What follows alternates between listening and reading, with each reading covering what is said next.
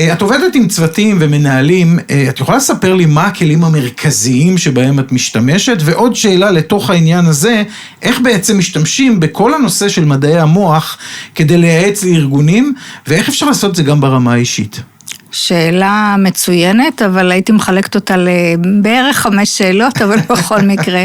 אז קודם כל, כשבן אדם מגיע אליי, זה לא משנה אם הוא בעל עסק, או מנהל בארגון, או אפילו עובד שהתחיל רק את יומו הראשון בעבודה, והוא לא מנהל אף אחד, אלא אמור לנהל את עצמו. אני מבקשת ממנו שיתאר לי את המצב הנוכחי. מה מטריד אותו? מה יושב עליו? ממה הוא חושש, מה גורם לו לאי נוחות או לאי נחת בעבודה, מכיוון שאם אנחנו נפתור את הדבר הזה, אנחנו כמובן נוכל להצמיח אותו והוא יוכל לצעוד קדימה לעבר המטרות שלו.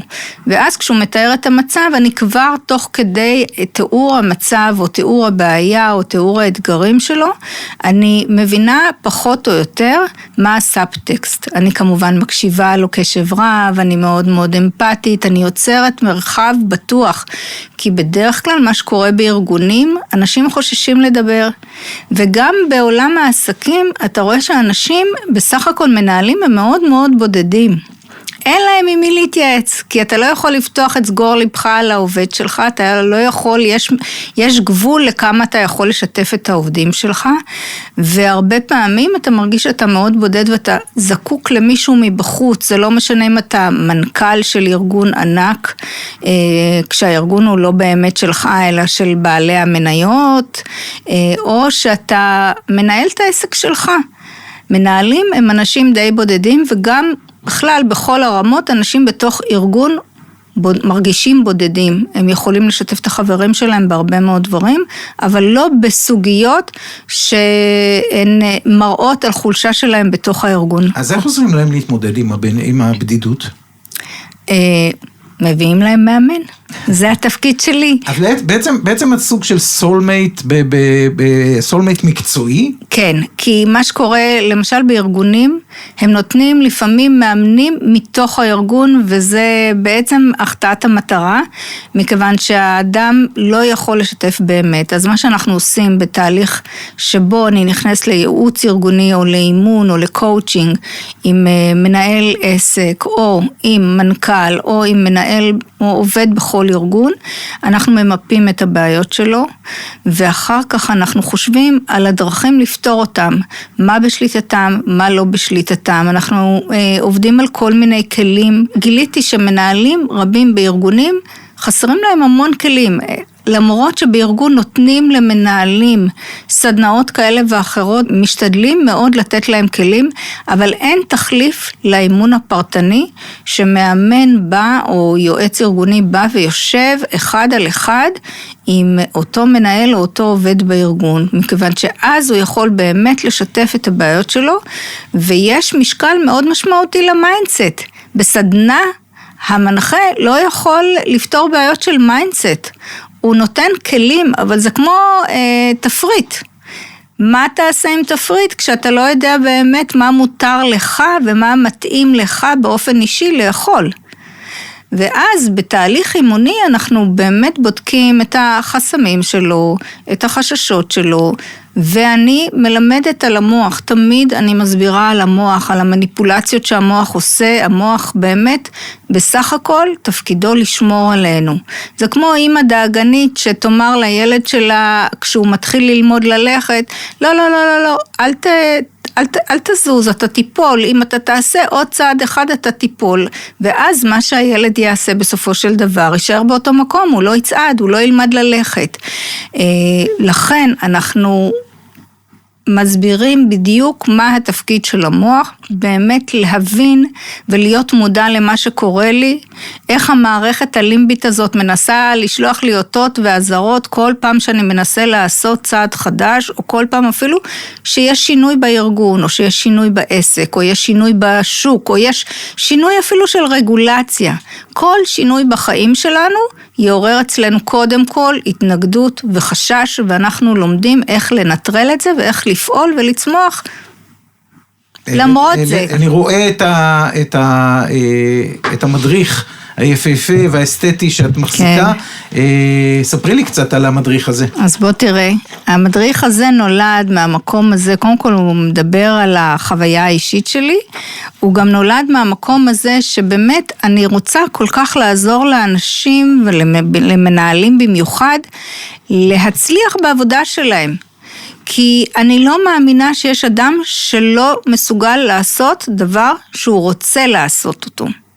אבל אני מאמינה שיש הרבה מאוד אנשים שחושבים שהם לא מסוגלים לעשות דברים, ולכן הם נמנעים, או שהם מתנגדים, או שהם אפילו לא נכנסים לאזורים האלה. אז זה מדריך שאני בניתי למנהלים, אבל שהוא יהיה נגיש להם, שבמסגרת המדריך הזה הם יכולים לדעת מה זה מנהיגות, מה זה חזון וערכים, בצורה מאוד מאוד ברורה. אבל הייחוד של המדריך הזה, זה שהוא מדבר גם על החלק שבא ממדעי המוח. שעוזר להם בעצם להבין למה צריך להכיר את המוח שלנו. למה צריך להכיר את מה שנמצא בתוך הקופסה הזאת? אנחנו תמיד אומרים, תחשבו out of the box. אוקיי, תבינו קודם כל מה יש בתוך הבוקס, ורק אחר כך תרצו או תשאפו לחשוב out of the box. כי מה שיש in the box לא תמיד נותן לכם לחשוב. עכשיו, כשאני אומרת את זה, זה מזכיר לי נושא מאוד חשוב להבין, שכשהמערכת הלימבית, או כשהמוח שולח לנו אותות הזרה, אתה יודע מה קורה? המוח הלוגי שלנו נחסם, פשוט. כל המערכת התבונתית שלנו נחסמת. עובדת באוטומט. כן, לא, היא לא עובדת באוטומט, היא פשוט נחסמת. הוא מנתק את המערכת הלוגית. תחשוב על כל בן אדם שנמצא במצבי חרדה. למה זה קורה? זה קורה משום שכל האנרגיה, אמרנו שהתפקיד של המוח הוא קודם כל לשמר את האנרגיה, לשמר את האנרגיה שהגוף שלנו יפעל כמו שצריך. ואז התפקיד של המוח הוא לנתק את המערכת הלוגית, אנחנו עכשיו לא נתחיל לשקול דברים, כי כמו שהאדם הקדמון היה צריך, אנחנו צריכים לברוח, אנחנו צריכים להגיב מהר. Fight or flight. Fight or flight, בדיוק, ולכן המערכת הלוגית לא קיימת. אם אנחנו נדע את הדברים האלה ונדע לקרוא את עצמנו, מתי זה קורה לנו, אנחנו נוכל לנצח כל אתגר. העולם החדש, העולם המערבי החדש, המודרני, משתמש היום בתרופות לצורך העניין. נכון. זה הרבה יותר גרוע, מכיוון שזה מייצר גם התמכרות, וגם לא פותר את הבעיה, הוא פותר את הסימפטום. נכון, הוא פותר את הסימפטום.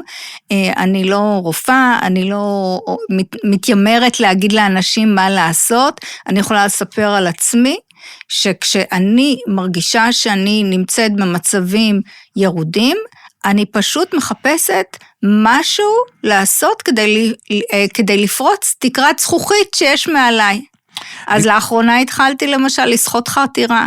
זה בכלל לא אני, לשחות חתירה. אין שום כובע בעולם שהצלחתי להשתמש בו ולמנוע את כניסת המים והרטבת השיער.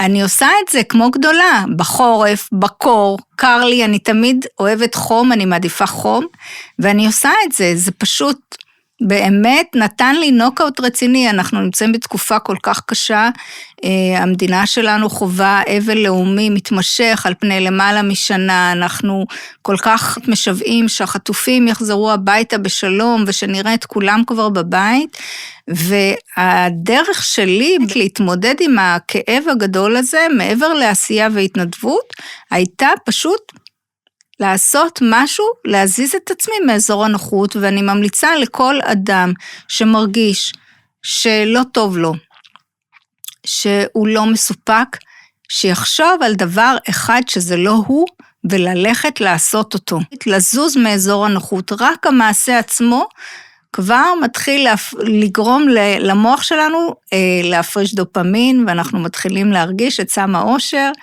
באמת זורם בגופנו. ולחגוג הצלחות קטנות. ולחגוג הצלחות קטנות, זה נפלא. אני מסתכל מפה על החוברת, כן. או על הספר, על האנציקלופדיה, כמו שקראת לה, ורואה באותיות גדולות SSP. ספרי לי בדקה וחצי מה זה SSP.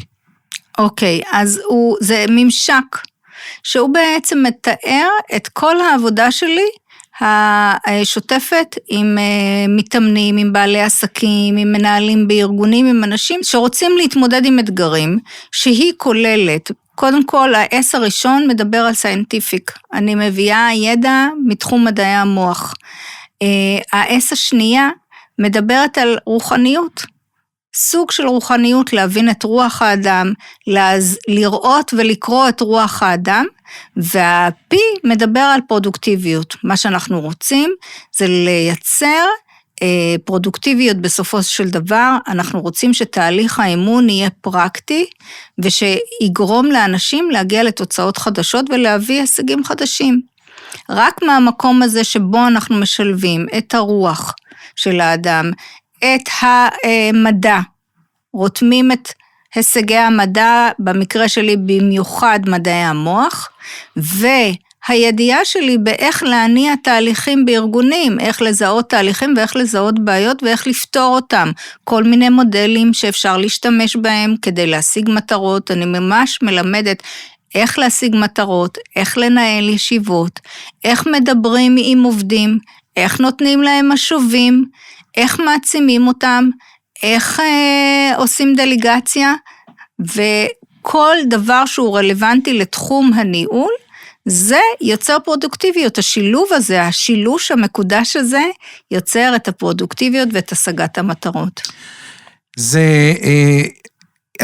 לא יכולתי לחשוב על משהו יותר נכון מזה, אמרתי לך כבר בהתכתבויות בינינו שאנחנו מדברים מאוד מאוד באותה שפה. אז לסיום איילה, קודם כל אני חייב להגיד שמאוד נהניתי. כן. נהניתי להקשיב ולמדתי. תודה, גם אני נהניתי להיות איתך. לא קורה לי יותר מדי בפודקאסטים. באמת? תני לי 3 עצות זהב למישהו שרוצה מהיום, מהרגע שהוא יוצא מפה, או מקשיב, איך הוא יכול להגיע למשהו, להישגים יותר טובים, לשפר את חייו?